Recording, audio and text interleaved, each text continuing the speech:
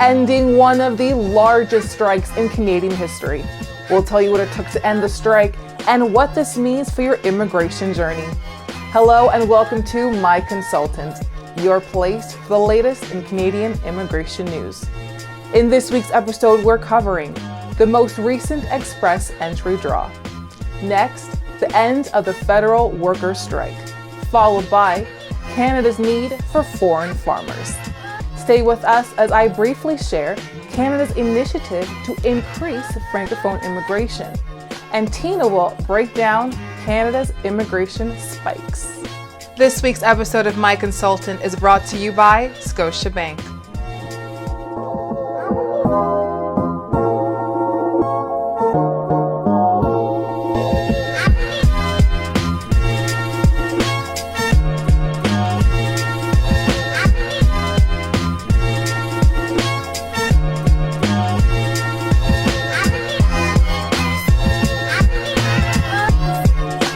On 26th April, Canada conducted its 11th ExpressEntry Draw of this year. This time, invitations were issued to 3,500 candidates with minimum comprehensive ranking system, that is CRS, score of 483. There was no program specified for this draw, which means candidates from Provincial Nominee Program, Federal Skilled Worker, Canadian Experience Class, and Federal Skilled Trades were eligible for this round of invitations. This is the second draw in the month of April. The last ExpressEntry Draw was held on April 12th, in which the same number of candidates were issued invitations to apply, with a minimum CRS score of 486. The CRS score has dropped by 3 points in the recent ExpressEntry Draw. It seems the grass is getting greener for Canada's federal workers on strike. Ending the 12-day strike, the PSAC, the union representing the public service employees, has reached a tentative agreement with the federal government of Canada. Under the deal, the union secured a pensionable $2,500 lump sum payout that represents an additional 3.7% of the average PSAC members' income in Treasury Board bargaining units. The PSAC also won an additional fourth year of inflation protection. Furthermore, this includes improved provisions. For example, leave with pay for family-related responsibilities, as well as measures to further support employment equity, diversity, and inclusion, such as a new benefit for Indigenous employees who will now have access to paid leave to participate in traditional practices. These agreements address all key priorities put forward by the PSAC. This resolution brought over 155,000 public servants back to work this week on Monday, on May 1st.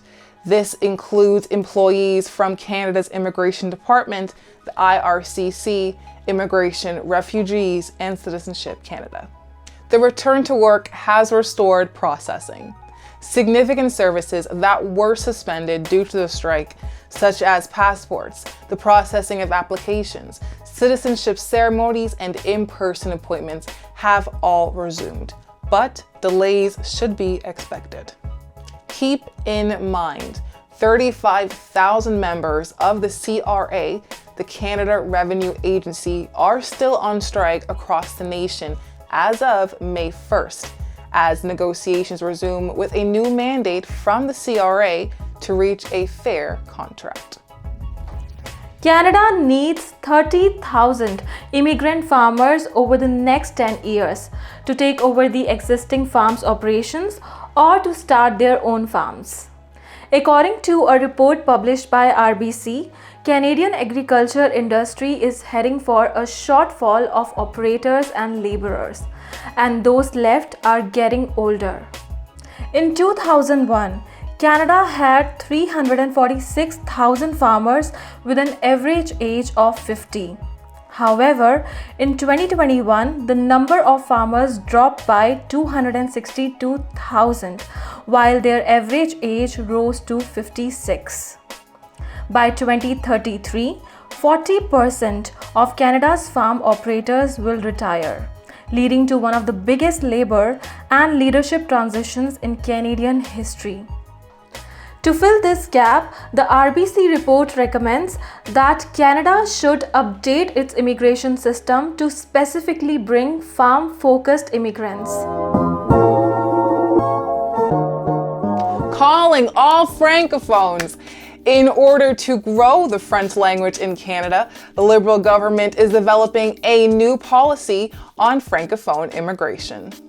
Canada's official languages minister explains that it is an advantage for Canada to have a bilingual workforce and population.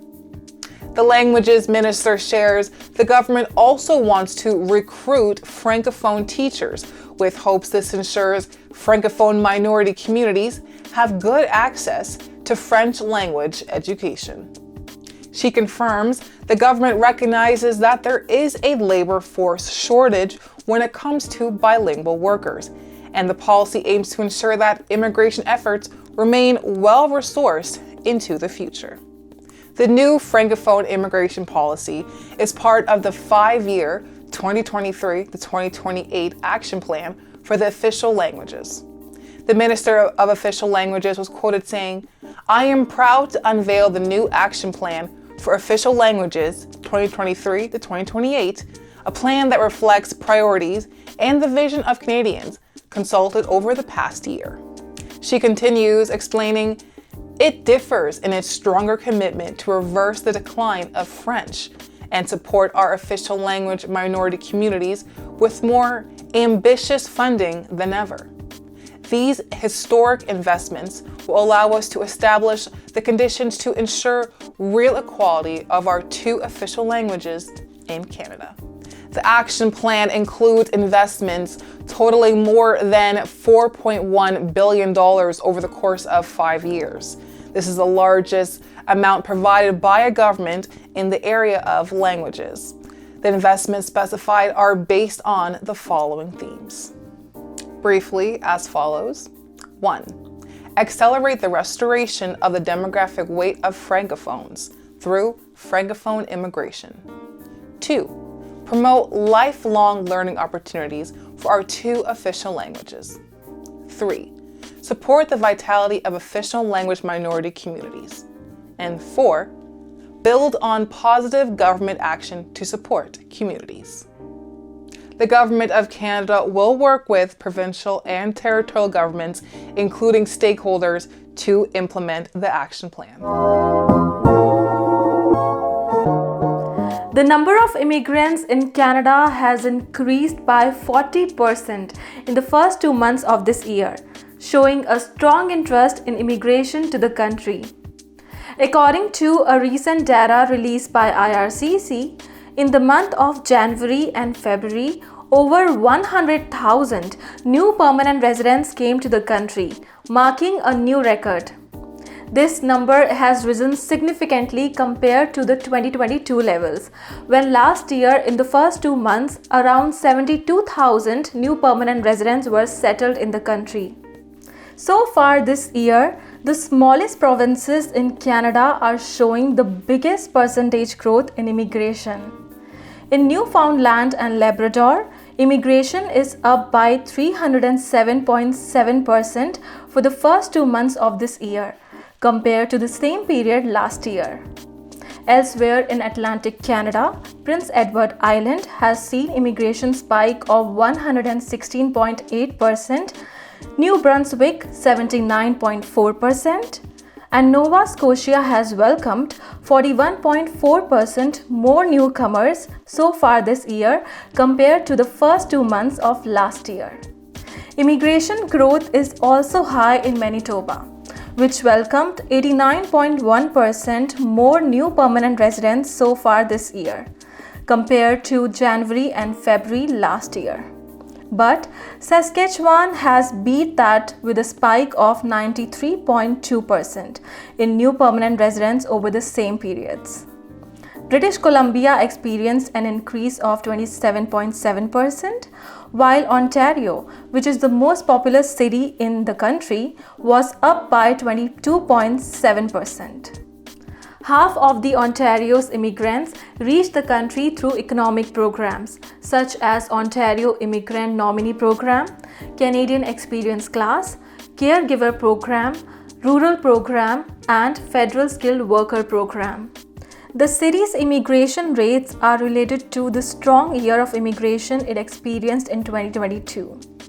Ontario was the most popular destination for newcomers last year and welcomed 184,725 new permanent residents that year, up by 42.3% compared to the total number of permanent residents coming to Canada in 2022. The authorities explain that if this level of migration continues throughout the year, then it could result in more than 600,000 new permanent residents, exceeding Canada's target of inviting 465,000 new permanent residents by this year. That's all for today. Thank you so much for joining us this week. If you are looking for more information and updates about Canadian immigration, then please subscribe to our My Consultant YouTube channel.